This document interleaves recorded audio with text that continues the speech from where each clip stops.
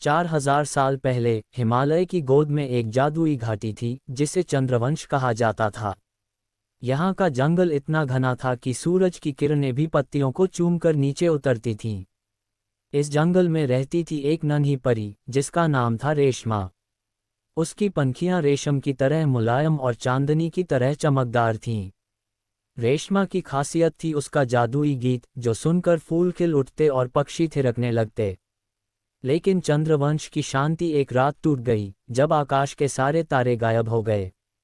बिना तारों के रातें अंधेरी हो गईं और जंगल का जादू फीका पड़ने लगा। पेड़ मुरझाने लगे, झरने सूखने लगे और परियों का जादू कमजोर होने लगा। रेशमा ने ठान लिया कि वह तारों को वापस लाएगी। रेशमा ने जंगल की सबसे बूढ़ी परी मायावी से सलाह मांगी। मायावी ने बताया, तारों को अंधकार का राजा ने अपने काले जादू से कैद कर लिया है। वह हिमालय के सबसे ऊंचे शिखर पर काजल गुफा में रहता है। लेकिन सावधान रेशमा, वहां का रास्ता खतरों से भरा है और केवल सच्चे दिल वाला ही अंधकार को हरा सकता है। रेशमा ने हिम्मत बांधी और अपनी जादुई रेशमी शाल ओढ़कर निकल पड़ी। रास्ते में उसे 3 चुनौतियों का सामना करना पड़ा। हवाओं का भंवर, पहाड़ों के बीच एक तूफानी भंवर था जो हर चीज को निगल जाता था। रेशमा ने अपने गीत गाए और उसकी मधुर आवाज ने हवाओं को शांत कर दिया। भंवर रुक गया और रेशमा आगे बढ़ी। बर्फीली पहेली, एक बर्फीला राक्षस रास्ते में खड़ा था जिसने कहा, मुझे वह चीज दे जो सबसे कीमती है, वरना मैं तुम्हें आगे नहीं जाने दूंगा। रेशमा ने अपनी रेशमी शाल उसे दे दी जो उसकी मां की आखिरी निशानी थी। राक्षस उसकी निस्वार्थता से प्रभावित हुआ और उसे जाने दिया। अंधेरे का दर्पण, काजल गुफा के प्रवेश द्वार पर एक जादुई दर्पण था जो हर किसी को उसका डर दिखाता था। रेशमा ने दर्पण में देखा और उसे अपना जंगल मुरझाता हुआ दिखा। लेकिन उसने हिम्मत नहीं हारी और कहा, मैं डर को हरा दूंगी। उसकी हिम्मत ने दर्पण को तोड़ दिया। अंत में रेशमा काजल गुफा में पहुंची जहां अंधकार का राजा तारों को एक काले पिंजरे में कैद किए बैठा था। उसने रेशमा को ललकारा, तुम्हारी कोई ताकत मुझे नहीं हरा सकती। रेशमा ने अपने गीत की सारी शक्ति इकट्ठा की और एक ऐसा गाना गाया जो जंगल, झरनों और परियों की सारी यादों से बना था। उस गीत की शक्ति ने अंधकार के राजा को पत्थर में बदल दिया और तारे आजाद हो गए। रेशमा ने तारों को आकाश में वापस लटकाया और चंद्रवंश फिर से चमक उठा। उसकी बहादुरी की कहानी जंगल में गूंजने लगी और हर रात जब तारे चमकते, परियां रेशमा का गीत गुनगुनातीं। लाल रेशमा ने तारों को आजाद कर चंद्रवंश की रौनक तो लौटा दी थी, लेकिन कहानी यहीं खत्म नहीं हुई। जब तारे आकाश में चमके तो एक चमकीला तारा, जिसे नक्षत्र रानी कहा जाता था, रेशमा के सामने प्रकट हुआ। नक्षत्र रानी कोई साधारण तारा नहीं थी, वह तारों की आत्मा थी जो हजारों सालों से चंद्रवंश की रक्षा करती थी। उसने रेशमा को बताया, तुमने तारों को आजाद किया, लेकिन अंधकार का राजा पूरी तरह परास्त नहीं हुआ है। उसका काला जादू अब भी सपनों के दायरे में छिपा है। अगर उसे नहीं रोका गया तो वह परियों के सपनों को चुरा लेगा और बिना सपनों के चंद्रवंश का जादू हमेशा के लिए खत्म हो जाएगा। रेशमा को अब एक नई यात्रा पर निकलना था, सपनों के दायरे में जहां समय और स्थान का कोई नियम नहीं था। नक्षत्र रानी ने उसे एक चांदनी कमल दिया जो सपनों के दायरे में उसका मार्गदर्शन करता। लेकिन चेतावनी दी, सपनों का दायरा भ्रामक है। वहां तुम्हें अपने दिल की सच्चाई पर भरोसा करना होगा, वरना तुम हमेशा के लिए खो जाओगी। सपनों के दायरे की यात्रा। रेशमा ने चांदनी कमल को थामा और एक चमकीले पोर्टल से सपनों के दायरे में प्रवेश किया। यहाँ सब कुछ बदलता रहता था, पेड़ कभी पक्षी बन जाते तो नदियाँ आकाश में तैरने लगतीं। रेशमा को 3 नए खतरों का सामना करना पड़ा। सपनों का भूल भुलैया। सपनों के दायरे में एक विशाल भूल भुलैया थी जहाँ हर रास्ता रेशमा की पुरानी यादों को जीवंत कर देता।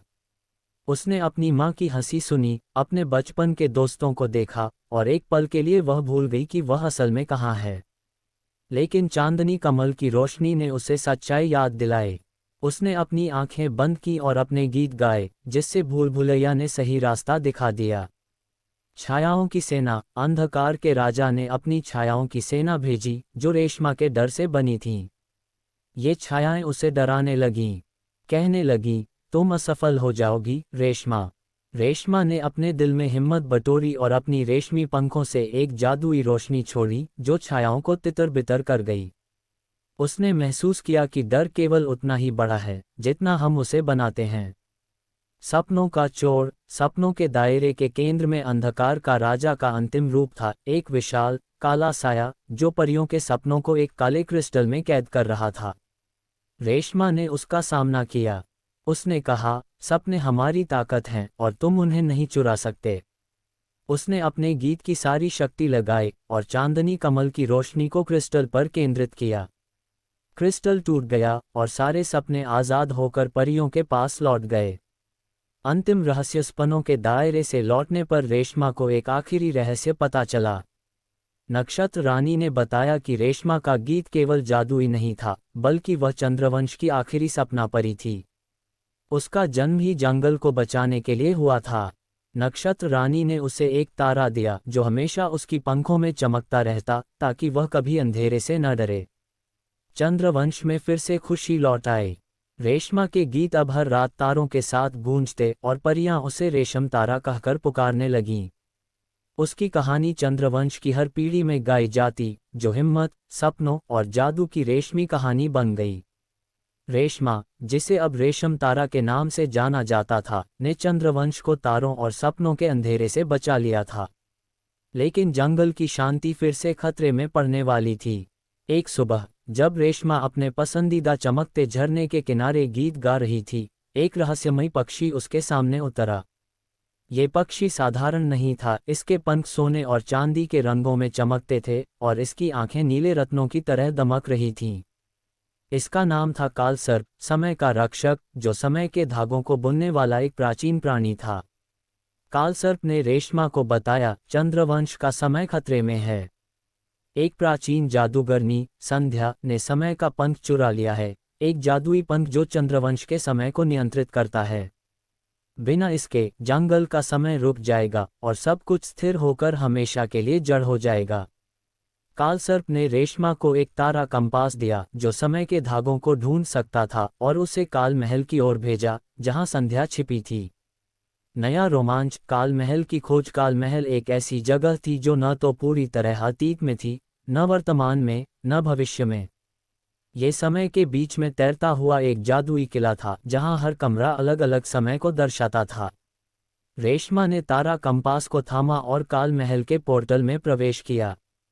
इस नए रोमांच में उसे 3 अनोखी चुनौतियों का सामना करना पड़ा।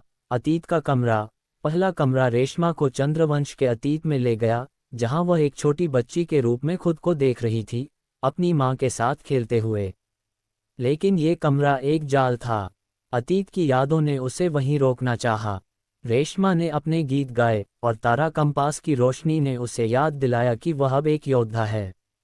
उसने अतीत को अलविदा कहा और आगे बढ़ी। भविष्य का दर्पण। दूसरे कमरे में एक विशाल दर्पण था जो चंद्रवंश का भविष्य दिखाता था, एक ऐसी दुनिया जहां जंगल मुरझा गया था और परियां गायब हो चुकी थीं। दर्पण ने रेशमा से कहा, ये तुम्हारा भविष्य है, इसे स्वीकार करो। लेकिन रेशमा ने हिम्मत दिखाई और कहा, मैं अपना भविष्य खुद बनाऊंगी। उसने अपने रेशमी पंखों से एक जादुई हवा बनाई जिसने दर्पण को चकनाचूर कर दिया। संध्या का सामना। काल महल के सबसे गहरे हिस्से में रेशमा का सामना संध्या से हुआ। संध्या एक लंबी, रहस्यमयी जादूगरनी थी जिसके बाल बादलों की तरह बहते थे और आंखें समय के भंवरों की तरह चमकती थीं। उसके पास समय का पंख था जिसे उसने एक काले सिंहासन पर रखा था। संध्या ने हंसते हुए कहा, समय मेरे नियंत्रण में है, नन्ही परी। तुम मुझे नहीं रोक सकती। रेशमा ने देखा कि समय का पंख धीरे धीरे चंद्रवंश के समय को चूस रहा था। उसने कालसर्प से मिली एक नई शक्ति का इस्तेमाल किया, रेशम धागा, एक जादुई धागा जो उसकी पंखों से निकलता था। इस धागे में चंद्रवंश की सारी यादें और सपने बुने हुए थे। रेशमा ने अपने गीत और रेशम धागे को मिलाकर एक जाल बुना जो समय के पंख को संध्या के नियंत्रण से आज़ाद कर दे। संध्या गुस्से में चीखी, लेकिन रेशम धागे की शक्ति ने उसे समय के एक अनंत लूप में कैद कर दिया। नया किरदार, कालसर्प की मदद। कालसर्प ने रेशमा की मदद की और समय का पंख चंद्रवंश में वापस लाया। उसने रेशमा को बताया, तुमने समय को बचाया, लेकिन समय का पंख अब तुम्हारे पास रहेगा।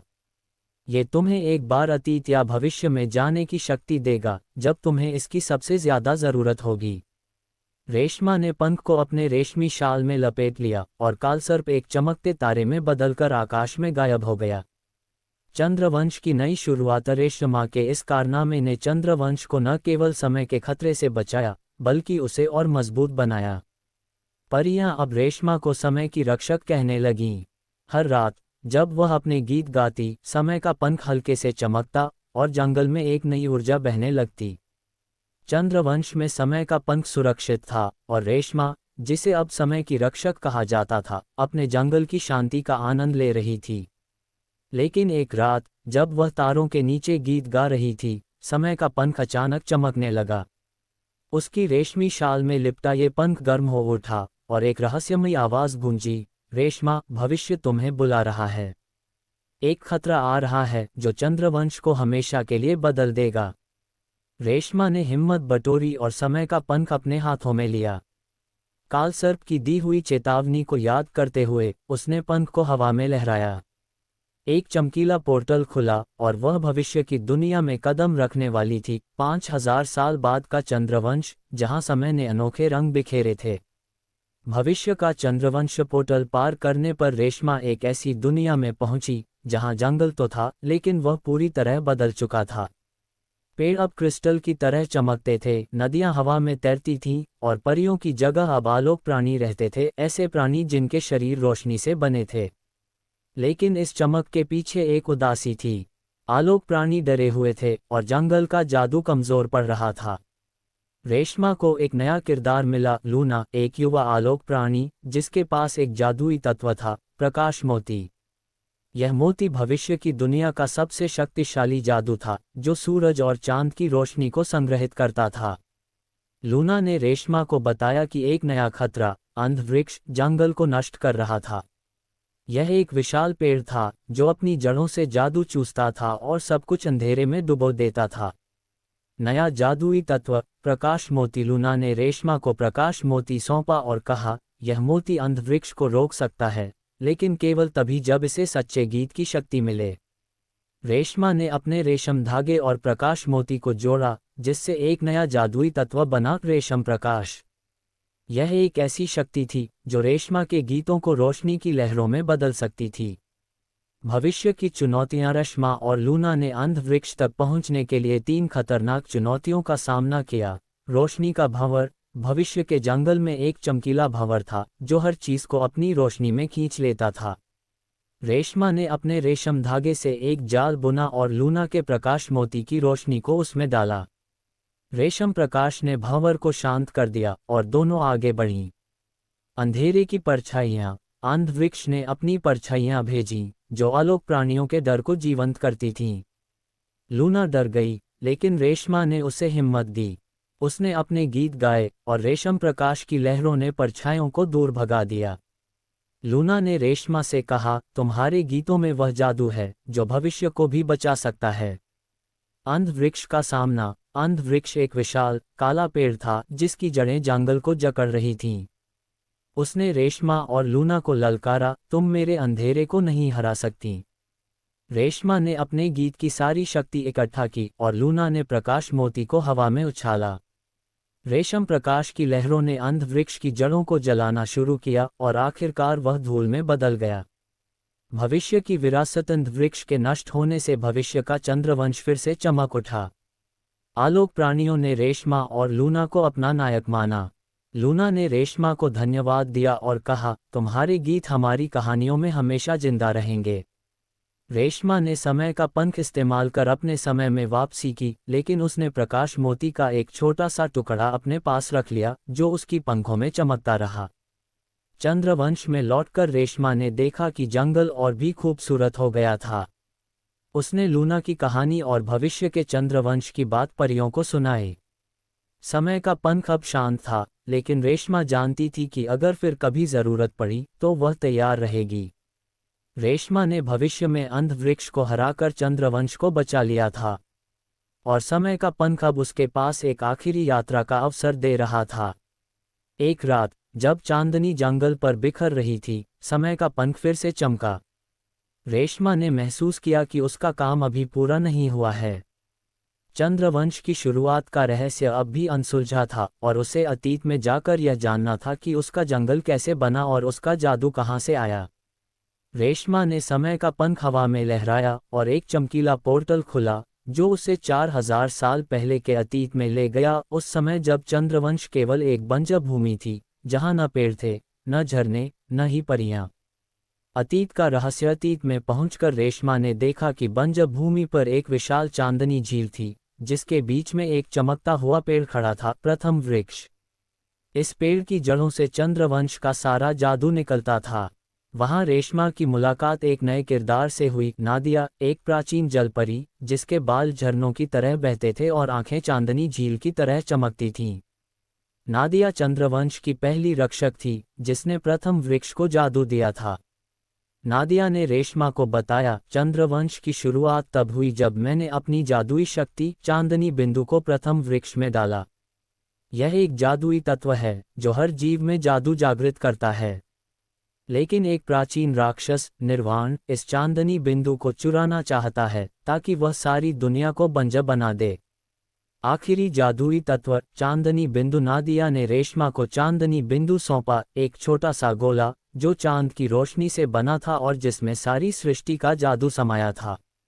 रेशमा ने इसे अपने रेशम धागे और प्रकाश मोती के टुकड़े के साथ जोड़ा, जिससे एक नया जादुई तत्व बना, रेशम चांदनी। ये शक्ति इतनी प्रबल थी कि यह समय, प्रकाश और जादू को एक साथ बांध सकती थी। अंतिम चुनौतियां। रेशमा और नादिया ने मिलकर निर्वाण का सामना करने की ठानी। उनकी राह में 3 अंतिम चुनौतियां थीं। बंजर तूफान। बंजर भूमि में एक विशाल रेत का तूफान था जो हर चीज को निगल लेता था। रेशमा ने अपने गीत गाए और नादिया ने अपनी जल शक्ति से तूफान को शांत किया। रेशम चांदनी की रोशनी ने रेत को हरे भरे पेड़ों में बदल दिया। निर्वाण का भ्रम। निर्वाण ने एक भ्रमजाल रचा जिसमें रेशमा को चंद्रवंश के बिना जादू के दिन दिखे। वह लगभग हार मानने वाली थी, लेकिन नादिया ने उसे याद दिलाया, तुम्हारा गीत चंद्रवंश का दिल है। रेशमा ने रेशम चांदनी से भ्रम को तोड़ा और आगे बढ़ी। निर्वाण का अंतः प्रथम वृक्ष के पास निर्वाण खड़ा था, एक विशाल राक्षस जिसका शरीर काले धुएं से बना था। उसने चांदनी बिंदु को छीनने की कोशिश की, लेकिन रेशमा और नादिया ने मिलकर अपने गीत और जल शक्ति को रेशम चांदनी में डाला। इस शक्ति ने निर्वाण को एक चमकती रोशनी में बदल दिया, जो प्रथम वृक्ष की जड़ों में समा गई। चंद्रवंश की स्थापना और अंत। निर्वाण के परास्त होने से चांदनी बिंदु ने प्रथम वृक्ष को और शक्ति दी। बंजर भूमि हरी भरी हो गई, झरने बहने लगे और परियां जन्म लेने लगीं। नादिया ने रेशमा को बताया, तुमने चंद्रवंश की शुरुआत को बचाया और अब तुम इसका भविष्य हो। नादिया ने अपनी आखिरी शक्ति रेशमा को दी और चांदनी झील में विलीन हो गई। रेशमा ने समय का पंख इस्तेमाल कर अपने समय में वापसी की। चंद्रवंश अब और भी शक्तिशाली था और रेशम चांदनी उसकी पंखों में हमेशा चमकती रही। परियां उसे चंद्रवंश की आत्मा कहने लगीं। हर रात जब वह गीत गाती, जंगल में चांदनी बिखरती और तारे उसकी कहानी गुनगुनाते। समय का पंख अब शांत हो गया, लेकिन रेशमा जानती थी कि उसका जादू हमेशा चंद्रवंश के साथ रहेगा।